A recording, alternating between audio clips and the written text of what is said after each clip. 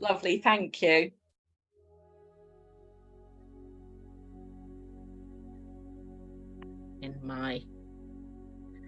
So, welcome to the second session of the finger labyrinth, guided finger labyrinth sessions that I am doing for Labyrinth Week. I'm very excited that we are spreading this labyrinth love around the world. Thank you for joining me. Whether you're joining me in person or watching the recording, I hope that you get something from it. I'm going to press the button, excuse me, while I get my technology working. So this is me.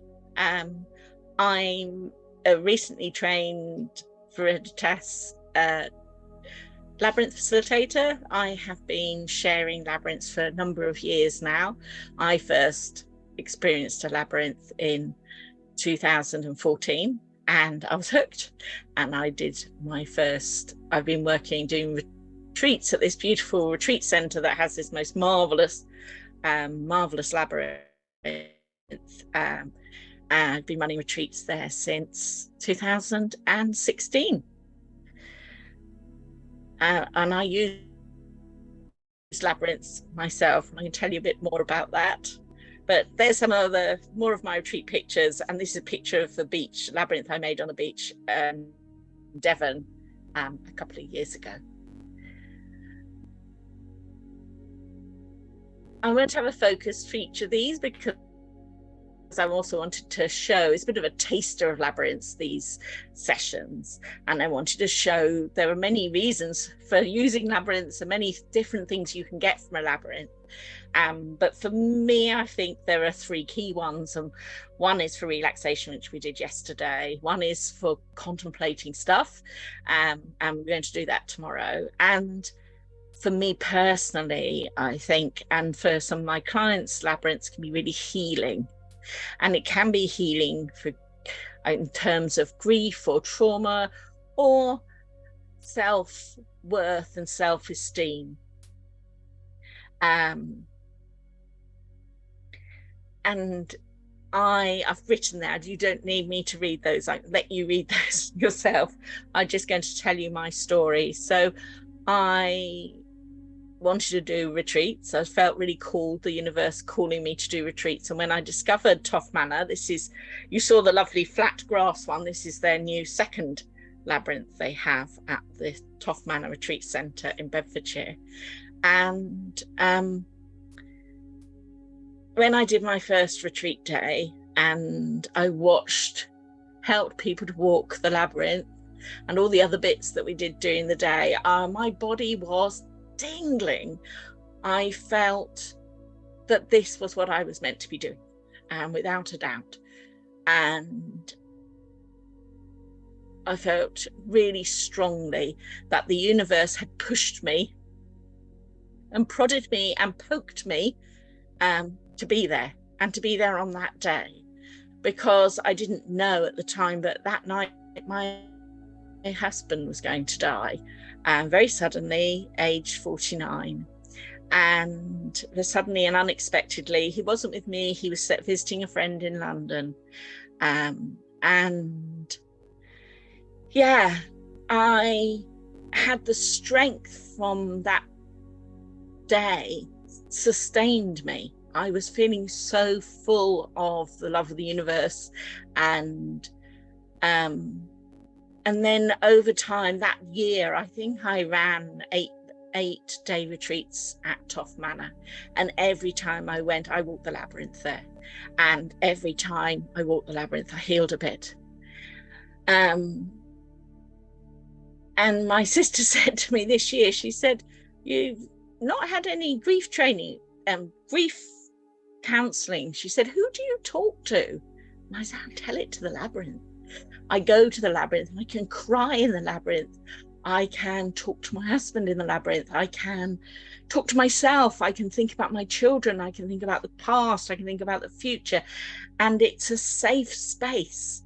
And I know I have this particular moment in time where I can let myself think about these things, knowing that the way the labyrinth is, that it takes you to this, you shed all these things on the way to the center, and then when you're in the center, it's like this pause.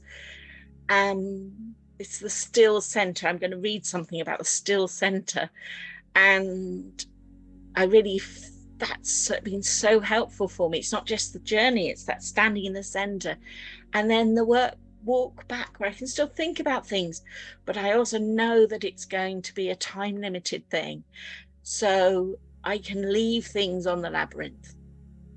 I can open up knowing that I can then leave those things there. And just like for me, it's not, I don't walk the labyrinth once and then feel 100 times better. It takes time, and every time I go and walk the labyrinth, and when I do my finger labyrinths as well, all of those help me to deal with what's been going on for me. And we've been talking about Lauren Artress, who's one of the founders of Viriditas and who trained me to do the labyrinth facilitation. And this is in her book, Walking a Sacred Path, how the labyrinth, it is that container, that sense of safety. That's enough talking about that. This is one of my lovely clients. I mean, what a powerful statement to have at the end of Walking the Labyrinth. At one of my retreat days, that I really can and will love myself as I am. So I have with me my husband's wedding ring. I have my mum. I lost my mum, gosh, how many years? In 2000, 22 years ago. So I've got her bracelet with me today. And I'm going to light a candle. Now, when you are thinking about your healing, you may have something specific in mind. I'm lighting this candle today for all of us that carry hurt and sadness inside us. It's part of the human condition.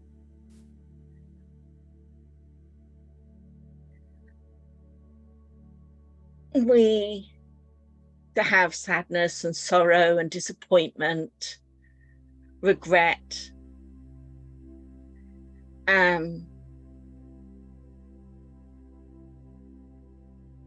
You may have something in mind, and so we hold this candle. We hold all of us that are here today, all of those that are going to watch in the recording, and everybody around the world who needs healing.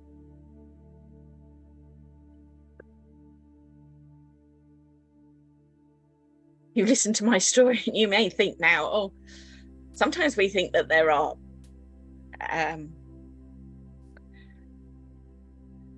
levels of sadness and trauma, and that some people are more deserving of our empathy, or they've got more trauma or more healing needed than me. And so, but actually it isn't like that at all. There's no hierarchy. It is a shared experience in many ways. You may feel today that I don't really need to heal anything. So you may not feel that you have anything that you want to hold on to, so that's fine. Just enjoy the walk. So today I am going to, I've got some words to read, and when I finish those words, if you would like to walk your labyrinth, I've got a wooden one here. I'm holding it upside down. So whether you've got a wooden one or a paper one, I've got some small handheld ones down here. Doesn't have to be a big one like that. I've got a little wooden one, and this is one I made out of card and string.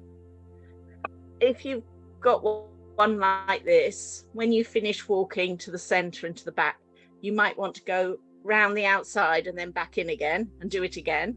And you might want to do that perhaps 3 or 4 times by the time other people have done a bigger one.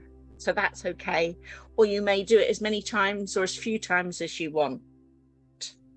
What we're going to do is start at the bottom and follow the path very slowly all the way round till you get to the middle. Pause in the middle and then follow it back out again. I will do a poem at the end when I finished walking my labyrinth. You may have finished before me or after me, it doesn't matter. But that's how you'll know that I've finished, because I'm going to read a poem. Give yourself permission to do, think, feel however feels right for you. There is no right or wrong with this. But be mindful for your mental health. This is a short session and we can't follow it up with any further support. Do feel free to contact me or your other sources of support that you might have through your friends or your community. Reach out. Now there are services you can text. So if this brings up anything today that you want to get more support, then there are telephone and text services that you can use, as well as obviously reach out to me. But yes, you might like to think of an affirmation to bring yourself back to where you are. But it's okay to lose. It's okay if you don't complete the path. Remember to pause. At any point you need to center yourself, then you can center yourself with some deep breaths, or center yourself by focusing on the feel of your finger or your thumb on the labyrinth. As yesterday I said, you might like to use your other hand, or use a thumb, or use a different finger to follow the labyrinth. You can follow it, turn it upside down if you want. Right, I'm going to use these words of preparation that are taken from Walking the Labyrinth by Tachenka Jane Sunderland, who is involved with Norwich Cathedral.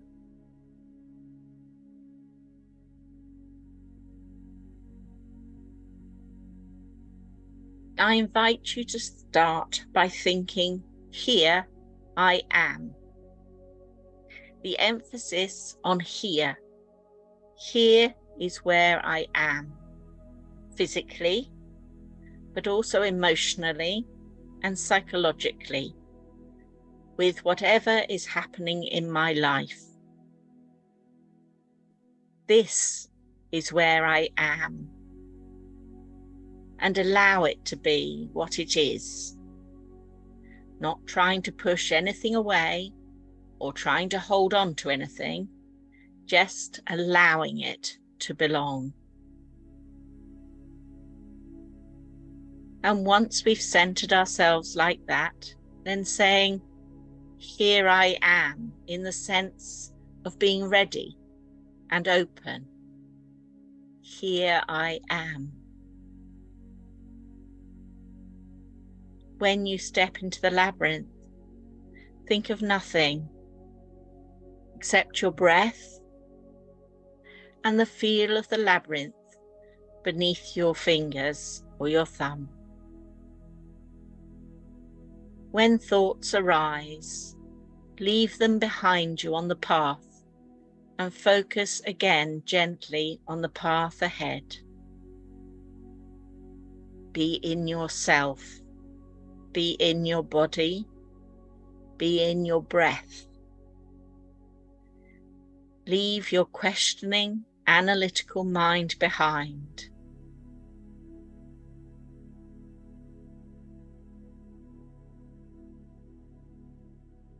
Enjoy the moment. Allow that feeling to expand.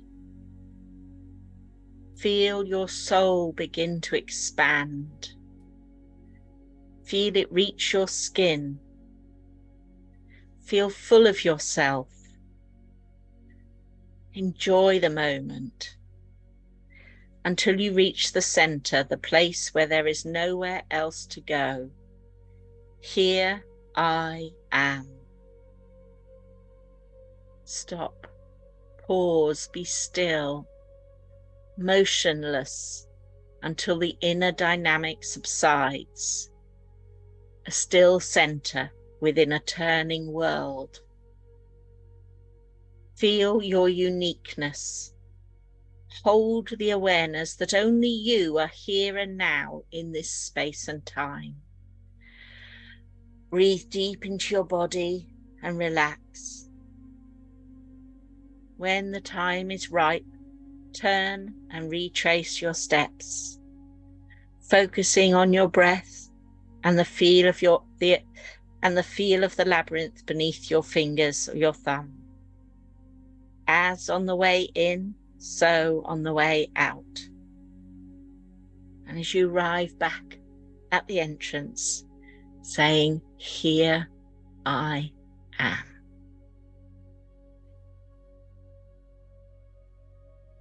Enjoy your labyrinth walk. The path is yours.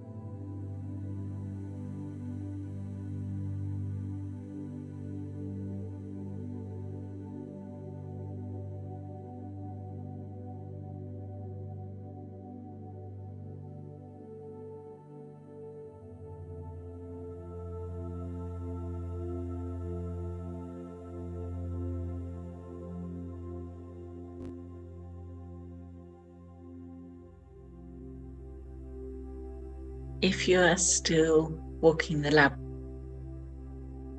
then do carry on.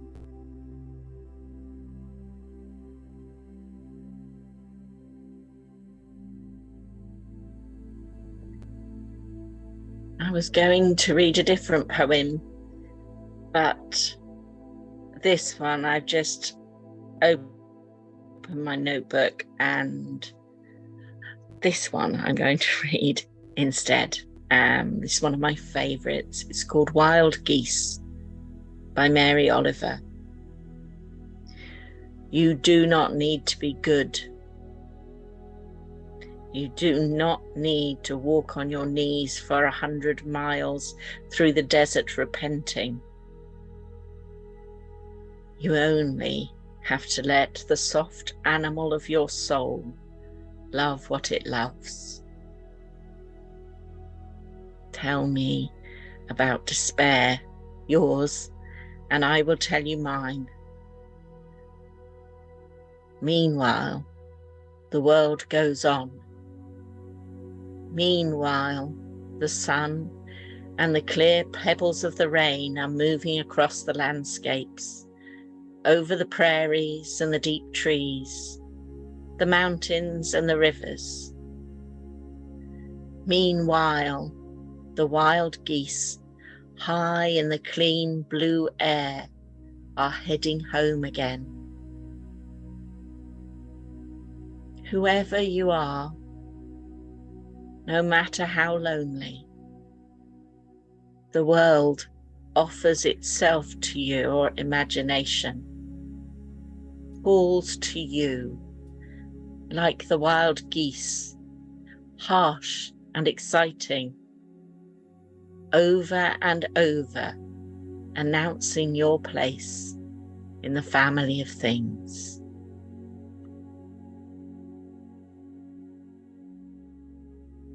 I will send you a copy of that poem in the email with the recording. Well, if you're watching the recording, you'll have it in the email that you got this.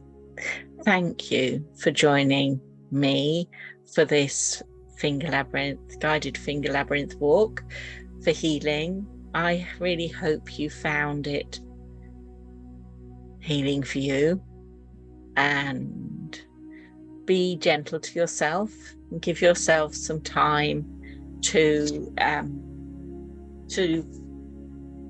it can be quite draining healing, so give yourself time, treat yourself, be gentle and kind to yourself. You might like to spend a few moments journaling and writing down those thoughts that have come, any thoughts that have come to you, or your feelings, and that can be part of the healing process.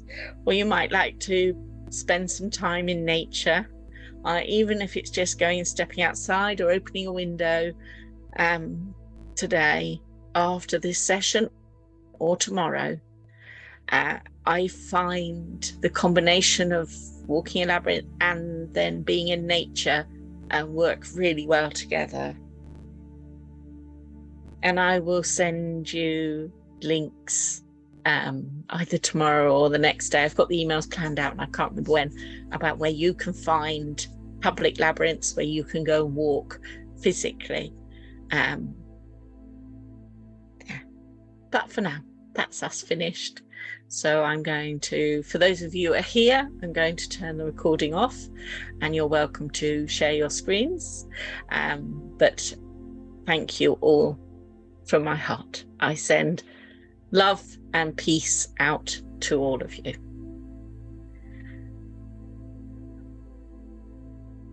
Stop recording. Fine.